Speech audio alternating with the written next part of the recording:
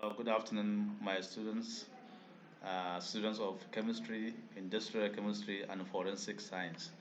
Welcome to Bayero University, Kano, and this is GSP course 1201/2201, use of English.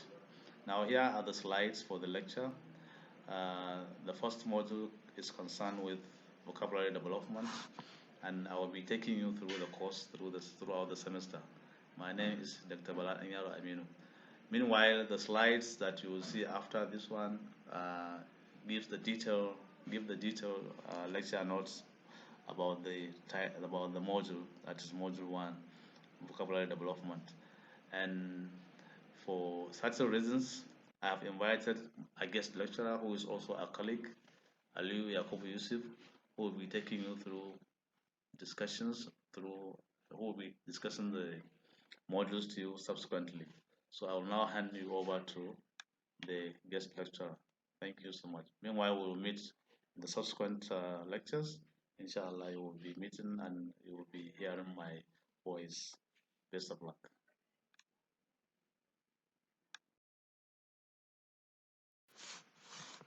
This module is the module 1, and the title of the module is vocabulary development. And as you can see on the screen, this is the objective of the module. The module is focused on the need for and ways of developing vocabularies, which are essential ingredients for spoken and written communication. That is to say, this module is meant to help students to learn more vocabulary, to acquire more number of vocabulary that they can apply in speaking and writing. The module focuses solely on denotation and connotation, registers and jargons, phrasal verbs, and idioms, as you can see on the slide.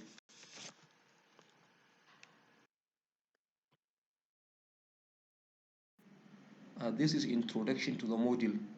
There are different ways of understanding word meaning. Consulting the dictionary should be the last resort when other avenues fail. Yes, for someone to know the meaning of a new word, one doesn't have to go straight to the dictionary. You are advised to look for other possible ways of getting meaning of new words before finally going to a dictionary. The word etymology simply means the study of the origin of words.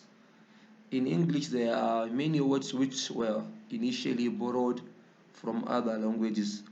That is to say, many languages all over the world have contributed to the development of vocabulary in the English language.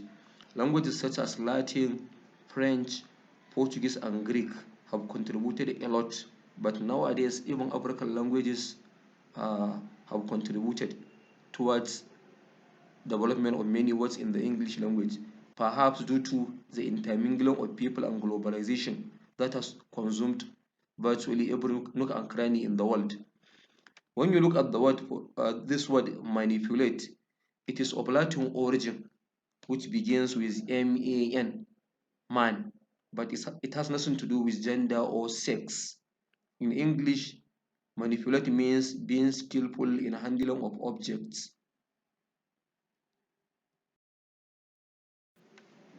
In English, there are some words whose meaning is determined from the sounds produced when pronouncing the words.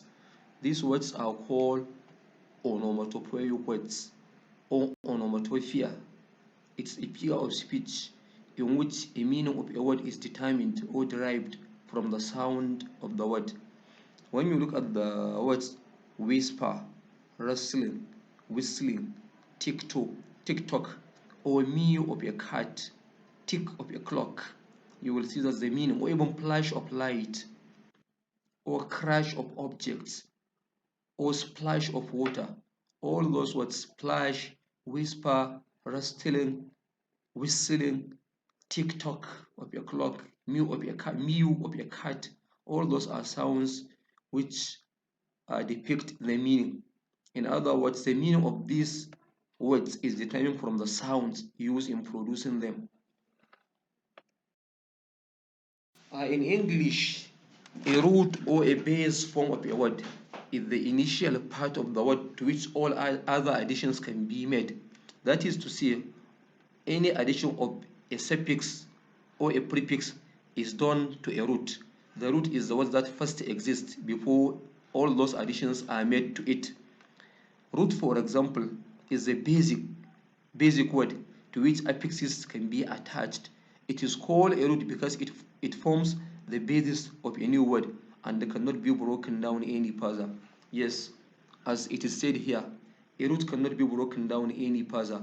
When you take the word act, you cannot break it down any further, but you can add a lot of affixes to it. You can add a prefix like in to become inact or inactive, for example. Act, you can have inactive. From act, you can have acts. From act, you can have acting. From act, you can have activity.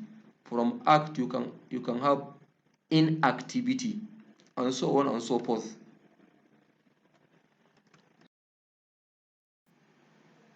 They're long words. Yes, in English there are many words, like I have said earlier on, which were borrowed from other languages. These words which were borrowed from other languages are called long words. Even though they are called long words, but no one expects the words to be given back to the languages from where they are borrowed. These are words borrowed from other languages and are used in the new language without changing the forms of the words. For example, the word coup d'etat is borrowed from French. Safari is borrowed from Arabic. Anonymous from Greek. Loot from Hindi. And cartoon from Italian, among others. There are many words, in fact. Thousands of English words were borrowed especially from French and from Latin and Greek. So English is riddled with a number of words which were borrowed from other languages. That is why it is the most developed and advanced language all over the world. Grammatical category of a word. Yes, for a learner of a new word, it's important you know the grammatical class of the word. It's important you identify the class to which the word belongs, whether it is a noun, whether it is a verb, whether it's an adjective, whether it's a preposition, an adverb, and so on and so forth. It's important you identify the grammatical class to which the word belongs. That will help you to learn the meaning of the word better and to know how to apply it in sentences. Context. Context simply means the setting in which a particular word is used. In English, the setting, the context, the place in which a word is used may determine its meaning. That is to say, the same word, if used in a different context, may mean a different thing. Context simply means the surrounding words that come before or after that particular word whose meaning you are looking for as a learner. A particular expression, when used in an office, could mean something else when used in a bar or in a classroom or in any other setting different from an office. When you take the word treatment, for example, as can be seen on this slide, treatment, when used to a friend or a customer or a guest or a slave, can mean something different from when it is used in a hospital by a doctor, which means an act of treating a patient, prescribing medicine, telling a patient what to eat or what not to eat. Likewise, the same word treatment, when used in another context, can mean purifying a water, an act of making water pure, purifying it.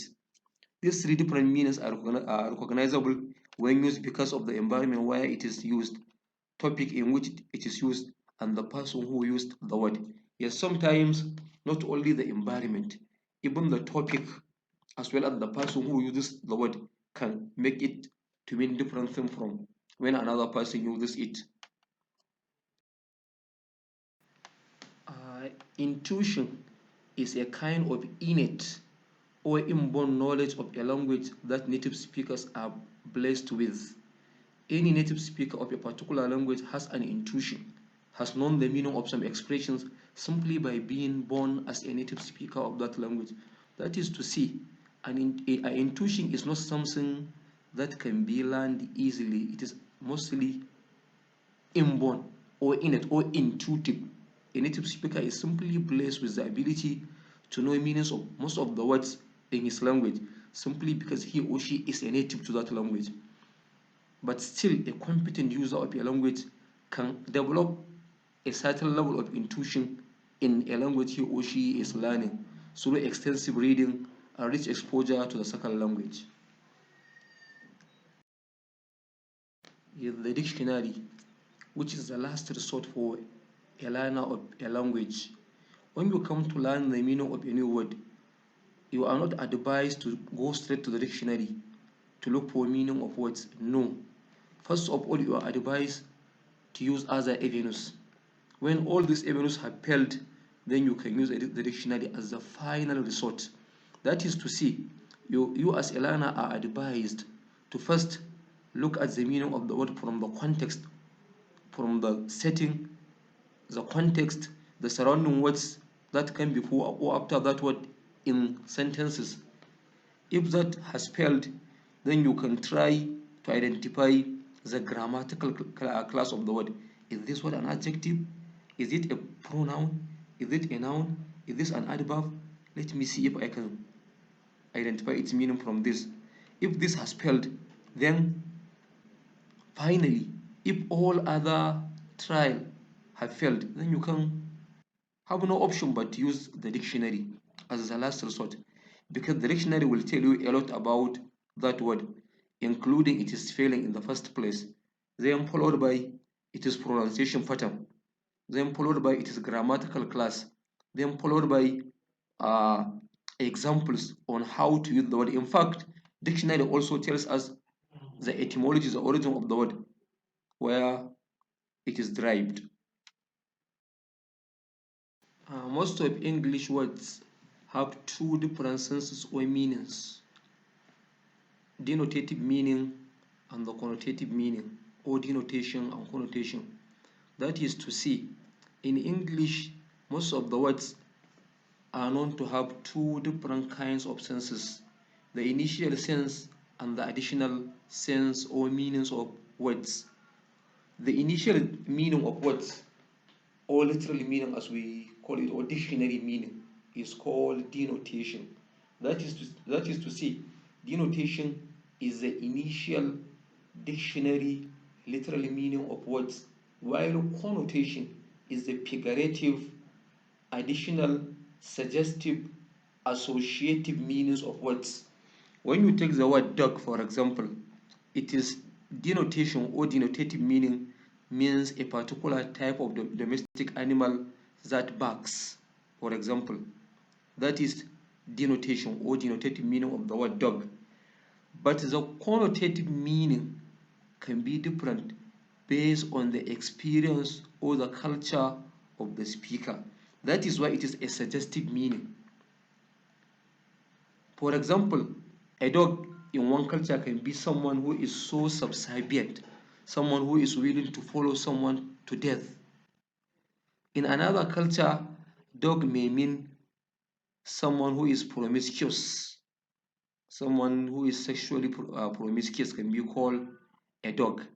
In another culture, a dog can be someone who is willing to do the dirty job of another person.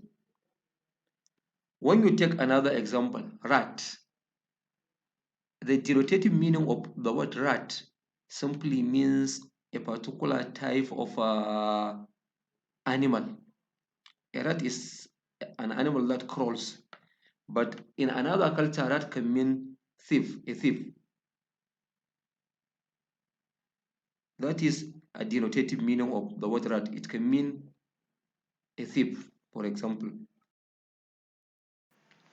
This is additional explanation about connotation and denotation. Number one, both denotative and connotative meanings are types of meanings available to every language users. Yes, we as language users have ways of interpreting meanings of words. We can interpret meanings of words based on denotation, literally meaning. We can also interpret meaning of words connotatively based on suggestive or additional meaning of them. And number two, Denotative meaning identifies items in the world. For example, donkey. The word donkey. Donkey simply means an animal with four legs, usually used for carrying loads. That is, it is denotative meaning. But its connotative meaning can mean different things depending on the culture and the experience of the speaker. One meaning of the word donkey is a stupid person. Somebody who doesn't understand anything can be called a donkey. And another possible meaning of donkey based on connotation is somebody hardworking, somebody who is seen as a workaholic can be seen as a donkey. Somebody who works a lot, who doesn't rest, can be called a donkey. Number three, denotative meaning is a stable relationship. Thus, car remains that some item in real life which has four wheels. Yes, for example, car, a motor car, simply means an item that has four wheels and which is used for transportation. But its connotative meaning can be an unstable relationship.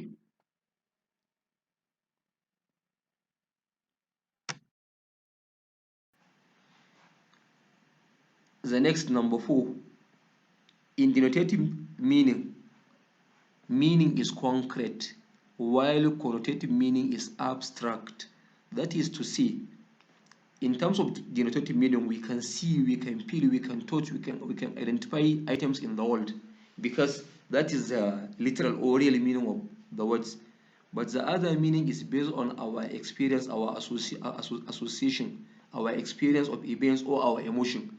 As such, that meaning is largely abstract, that cannot be seen, cannot be touched or identified. If, for example, we take the word rat, we can all see rat, we can see it crawling, we can show it to a person, see rat.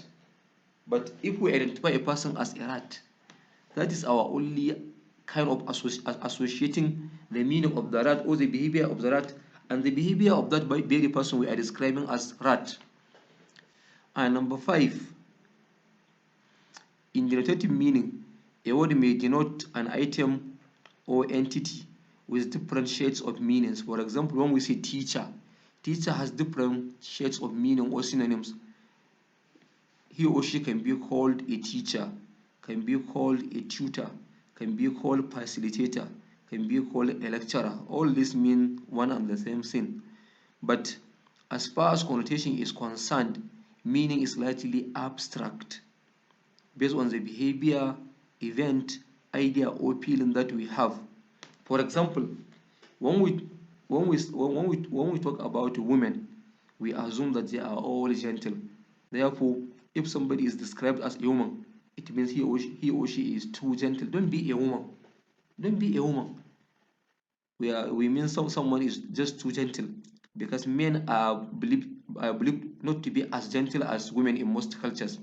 Likewise, pig is equated with being dirty. Rat is equated with being a thief, all with witchcraft, and so on and so forth.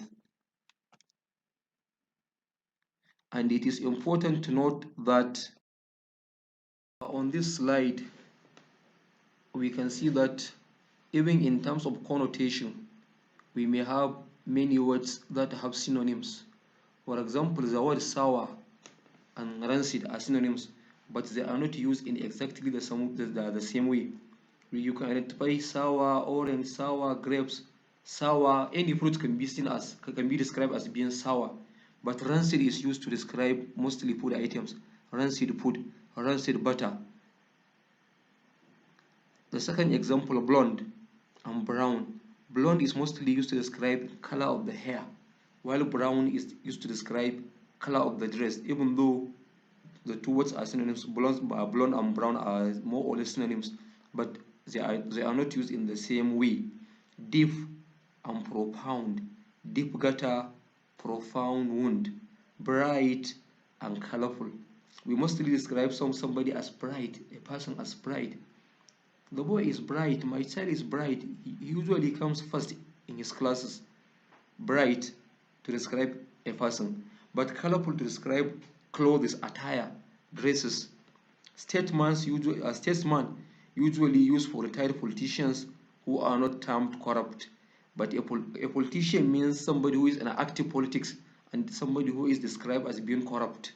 Lecturer and teacher are synonyms, but lecturer has the connotation that it means somebody who is teaching in tertiary institution, while the word teacher has a connotation of someone who works or teaches in primary or secondary schools and so on. And number two, in literary writings, there are a lot of use of connotative meanings of words. That is to say, in writings such as prose, poetry, and drama, it is common to find words used in their associative or suggestive meanings. That is why these works are full of metaphors, irony, satire, imagery, personification, and all other literary devices. And number three, connotation can carry either positive or negative meaning. That is to say, you can have two words that are synonymous, but one is used positively, the other one is used negatively. Child, for example, childlike and youthful, statesman and politician, liberty and freedom, a rebel and freedom fighter, child and brat. All those are words which are synonyms, but one is used negatively, the other one is used mostly positively. For example, rebel is used negatively, but freedom fighter is used positively. Statesman is used positively, politician negatively, and so on and so forth. There are many examples of words like this, in which one synonym carries positive connotation, is used in a positive light, while the other one is used in a negative light.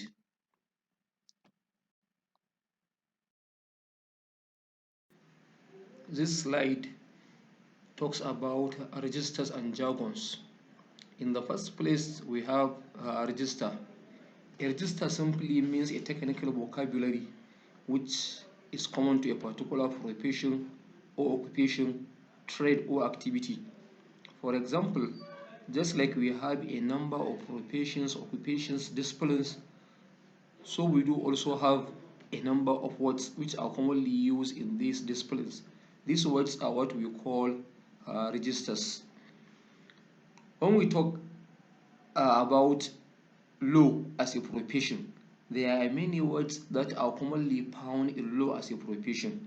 When you hear words like judge, plaintiff, courtroom, witness, firm, and so on and so forth, you know we are talking about law. You know they are words commonly used in law as a profession. When we talk about education as a profession, there are words such as curriculum, such as lesson plan, such as syllabus, such as lesson note, such as lecture, and so on and so forth. These are words that are commonly used in education as a profession.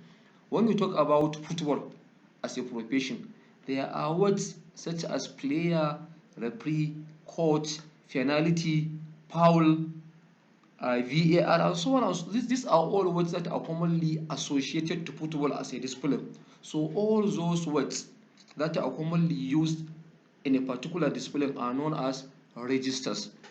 So law has some registers common to it: medicine, linguistics, tourism, football, education, accounting. All these are different professions or occupations where there are words that are specifically used by people in those disciplines.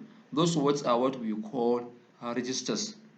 Registers are useful for members of the professional group to use because they use them as specialized vocabulary in their field and as a sign of expertise in their profession. That is to say, registers are used specifically by members of a particular discipline or occupation as a sign of expertise to show that they are different from other people, because it's they who belong to that occupation that are commonly associated with those words, and they are words that they use specifically in their conversation, and that is what makes their communication specific, precise, accurate, and unique. In other words, words that are uniquely used in this profession could be different from words that are uniquely used in another profession. It is the use of registers that makes a particular profession stands as unique from other professions. These are some examples of professions and their registers. For example, law. Look at registers like plaintiff, prosecutor, writ, defendant, appellant, mandamus, accused, petitioner. These are words that as soon as you heard them, you know that we are talking about law as a profession. Look at the second example, linguistics. We have words such as phoneme, allophone, plosive, rounded vowel, allomorph, syllabic, consonant. Then another example is politics. We have registers such as controversy, eloquent, declare, candidate, strategy, bank, canvas, veto, adverse, jubilant, gracious, and charisma. Then religion as a different profession. There are words such as blasphemy, animism, Buddhism, agnosticism, atheism, ecclesiastic, episcopal, evangelical, ecumenical, Eucharist, heresy, and so on. The medicine as a profession, we have words such as acute, abrasion, abscess, autopsy, biopsy, diagnosis, edema, fracture, malignant, benign. When we talk about football as a profession, we have words such as referee, player, coach, foul, penalty, and so on and so forth. All those are words that are commonly used in football as a profession. When we talk of accounting as a profession, we have words such as taxation, words such as debit, words such as alert, words such as there are many of them in fact. So that is registers. There are words that are commonly used by people who belong to the same profession or occupation or discipline to mark their language use as being specific or unique to them. Here we have jargons. Jargon simply means an obscure or pretentious use of language. It is marked by a roundabout way of expression. It entails the use of long and pompous words, which are often unnecessary and inappropriate. That is to say, when we talk about jargons, we are talking about words that are commonly used in a particular occupation, just like registers. But in the case of jargons, the words are too pompous and too pretentious, and the person using them is solely using them to impress other people who are not in the profession. That is what marks registers different from jargons. Jargons are meant to impress other people, to talk and impress other people, to impress the audience, in other words. And this often impedes understanding of the expression being passed across. And in order to know whether an expression is a jargon, we ask this question: can it be said in simple words without impeding the speaker's intent? If the answer is yes, then it is a jargon. If the answer is no, then it is a register. This simply means that if an expression can be said in a simpler, more accessible, and easy to understand language, then if the speaker uses more difficult, complex expressions, then he or she is using jargons. But if the speaker selects simpler, accessible words or expressions, then it is a register. Example 1. Jalopis circumnavigates. This is jargon because one can simply say cars move. Look at the example. Jalopis circumnavigates. Jalopis simply means car or cars. Circumnavigation simply means to move around. So Jalopis circumnavigates is a jargon because there is a simple way of saying it, that cars move. Example 2. The word contains an allomorph. This is a register because it cannot be said in a beta language without a roundabout use of words. Yes, this example, the word contains an allomorph, is a register because there is no better way of putting it. If there could be a better way of putting it, then this would have been a jargon too. Now we are going to discuss phrasal verbs. A phrasal verb is a group of words which consist of a verb and a particle. That is to say, a phrasal verb construction has a verb and a particle. It's a combination of a verb and a particle. And the particle in a phrasal verb can either be a preposition or an adverb, or an adverb and a preposition. That is both the two in a single phrasal verb construction. So you can have a verb and a preposition as a phrasal verb. Then you can have a verb and an adverb as a phrasal verb. Or you can have a verb and a preposition plus an adverb in the same phrasal verb construction. Let me repeat it again. A phrasal verb is a group of words in which there is a verb and a particle. And that particle can be either a preposition or an adverb, or an adverb and a preposition. So you can have a construction of verb and preposition, such as call off, as can be seen on the screen. Then we can have a verb and an adverb, such as add up, or we can have a verb and an plus an adverb plus a preposition, catch up with. So for every phrasal verb, there is a corresponding lexical verb. That is to say, each phrasal verb construction has its meaning, has a particular verb that can stand as its synonyms. For every phrasal verb, there is a particular verb that can replace it or stand in its place. For example, look for. Look at this example on the screen. Look for. Look is the verb. For is a preposition. Together, look for makes up a phrasal verb. The meaning is search. I will look for my brother means I will search for my brother. Put up. Put here is the verb. Off is the preposition. The meaning is extinguish. So you can say, let us extinguish the fire, or let us put off the fire. So put off means extinguish. Then object to. Object is a verb. To is a preposition. The meaning of this phrasal verb is refuse or reject. I object to any decision you take now, or I refuse any decision you take now. Then bring up.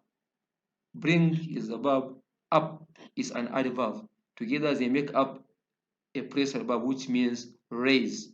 So you can see her mother raised them very well, or her mother brings them up very well. Here on this slide, we have subdivision or classification of phrasal verbs. A phrasal verb can either be separable or non-separable phrasal verb. As the name implies, a separable phrasal verb is a phrasal verb in which the particle and the verb can be separated. You can insert some words in between the particle and the verb itself.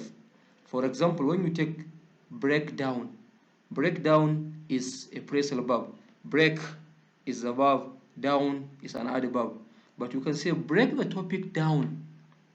By saying this, you have brought the topic in between break and down. Therefore, this phrasal verb breakdown is a separable phrasal verb because the particle and the verb can be separated. You can insert some words in between the verb and the particle. Look at the second example, bring up. Bring up is also a phrasal verb. Bring is a verb, up is the preposition. But you can say bring your child up. Bring your child up. Look at how bring and up are separated by the expression your child, meaning that bring up is also a separable phrasal verb because the verb and the particle can be separated as the name implies. Then put off. Put off. Put here is the verb. Off is the preposition. Together they make up a phrasal verb, put off. But you can say put the fire off. Put the fire off. By saying this, put and off are separated by the expression the fire. Therefore, put off is also a separable phrasal verbs. On the other hand, there are other phrasal verbs that are called non-separable phrasal verbs because the particle and the verb cannot be separated no matter how hard someone tries. If you do so, then the expression becomes incorrect. That is why they are called non-separable phrasal verbs because the verb and the particle cannot be separated by any words. You cannot insert some words between the verb and the particle. For example, look for. I will look for my brother. You cannot say I will look my brother for, but that is incorrect. It is always look for. Hold on, stop by, hang out, sit up. These are all non-separable phrasal verbs because nothing can come in between the verb and the particle. Over to the next slide, we can see that phrasal verbs can also be subdivided into literal and non-literal phrasal verbs. And as the name implies, literal phrasal verbs are those whose meaning can be deduced literally. The meaning of the individual words in the phrasal verb can determine the meaning of the phrasal verb itself. Ideally, phrasal verbs are supposed to be metaphorical, but when you have a situation whereby the meaning of phrasal verbs can be determined, can be guessed from the meaning of the individual words, then you have what we call literal phrasal verbs. For example, phrasal verbs such as look up or look down. If you know the meaning of the word look and you know the meaning of the word up or down, then you can easily guess the meaning of the phrasal verb look up or look down. Likewise, sit down or stand up. If you know the meaning of the word sit and you know the meaning of the word down, then you can determine the meaning of the phrasal verb sit down. Likewise, if you know the meaning of the word stand and you know the meaning of the word up, then you can guess the meaning of the phrasal verb stand up because the meaning is ingrained, is enshrined in the phrasal verb itself. The meaning is literal, can be easily guessed from the meaning of the individual words. On the other hand, we also have what we call non-literal phrasal verbs. In this case, the meaning of the phrasal verbs is metaphorical or idiomatic or figurative. You cannot determine the meaning of the phrasal verbs by simply knowing the meaning of the individual words in the phrasal verbs. The meaning is not guessed in this way because the meaning is metaphorical, cannot be guessed. For example, hang on. If you know the meaning of the word hang and you know the meaning of the word on, then by merely attaching these two meanings, you cannot arrive at the meaning of the word hang on because hang on simply means persevere. Persevere. Likewise, give up. Just because you know the meaning of the word give and you know the meaning of the word up, then you cannot guess the meaning of the expression give up because give up simply means to surrender or to stop trying. So examples abound of both literal phrasal verbs and non-literal phrasal verbs. The most important thing to know is this. In the case of literal phrasal verbs, the meaning can be guessed from the meaning of the individual constituent words. But in the case of non-literal phrasal verbs, its meaning cannot be guessed from the constituent or individual words in the phrasal verbs because the meaning is metaphorical or idiomatic.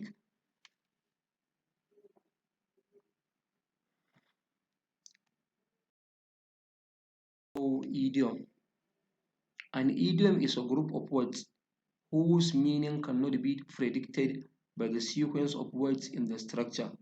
This means that uh, an idiom is a group of words whose meaning cannot be determined by meaning of the individual words in the idiom.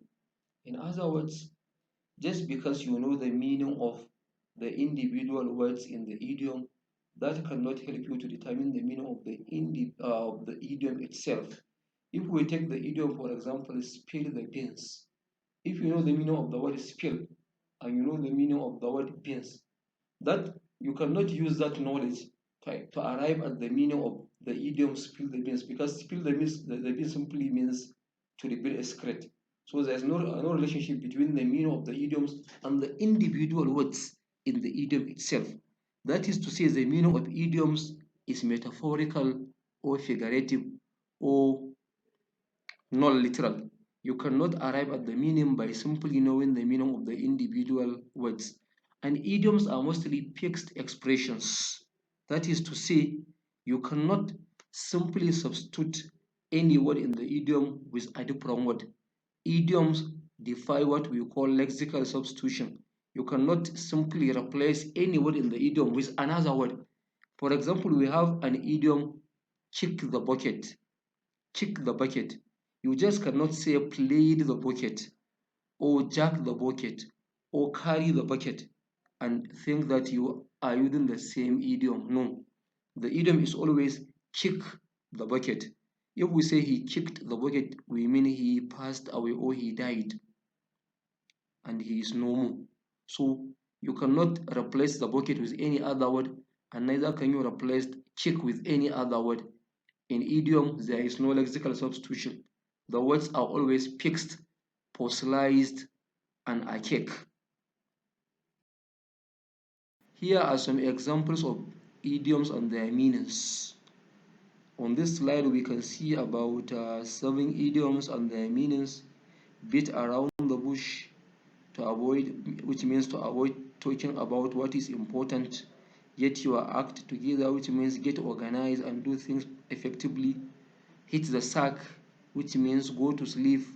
Your guess is as good as mine, which means simply means I do not know. Good things come to those who wait, which means to have patience. Back against the world, meaning stuck in a difficult circumstance with no escape. Up in arms, meaning being grumpy or angry about something. Then over the next, on this slide, there are more examples of idioms and their meanings, as you can see. On one part, there is a list of idioms, and on the other side, the meanings of the idioms are given. For example, scrape the barrel, meaning making the most of the worst situation or things because you can't do anything about it. Burn your boats or burn your bridges means doing something that makes it impossible to go back to the original state. Break fresh or break new ground means doing something that has never been done before. Sell like hotcakes, which means quick sell out. Run around in circles, which means putting efforts into something that is not worthwhile result.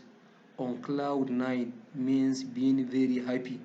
Blow hot and cold means alternate inconsistently between moods and actions. On this slide, we can see the remaining examples of idioms and their meanings. Cut corners, boil the ocean, keep an ear to the ground, eat like a horse, and the snowball effect. But what is most important as far as idioms are concerned is that it's important for a learner of language to know how to use the idioms in sentences, not simply knowing the meaning of the idioms in isolation. It's important you know how to use them in sentences depending on the time or tense in which you want to express yourself. For example, an idiom like paint the towel red, which means to celebrate well into the night or to spend the night celebrating by drinking, eating, and having fun.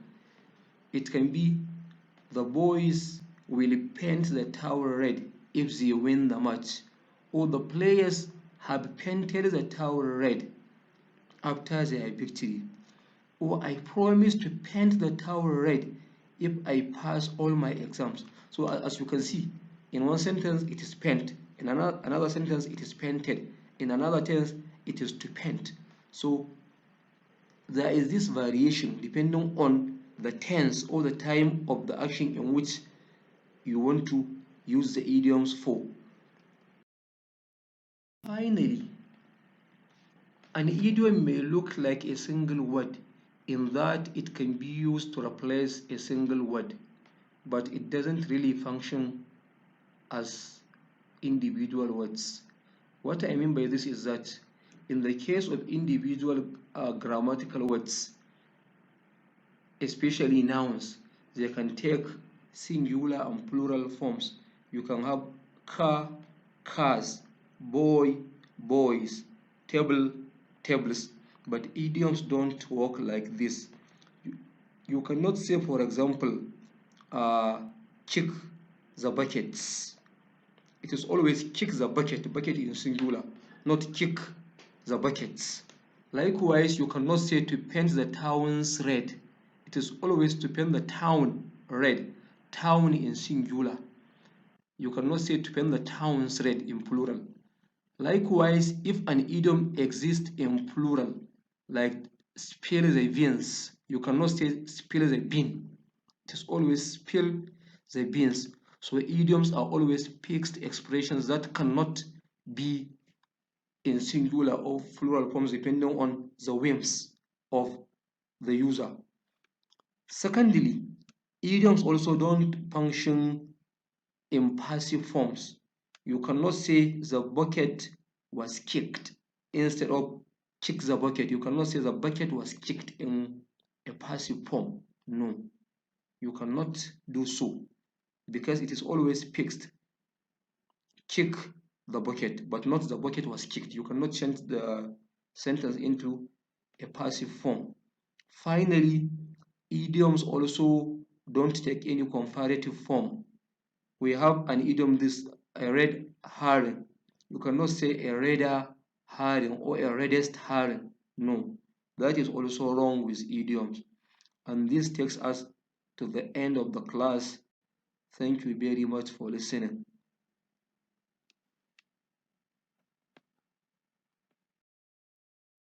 This is the end of today's presentation, and we have 6 more modules to cover in the subsequent presentations. Thank you very much for listening. Let's meet next class.